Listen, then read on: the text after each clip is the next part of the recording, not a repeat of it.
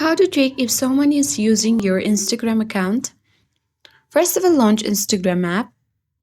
Make sure you log into your account. Now navigate to profile icon at bottom right corner and head to a three-line icon at top right. Now here you simply need to tap on Account Center, scroll down, and now look for the password and security option. Now here you need to check where you are logged in. Now choose your Instagram account, and here you will see the login on other devices. If you find any suspicious devices where your Instagram has been logged in, you can easily tap on particular device and log out by tapping on sign out or remove.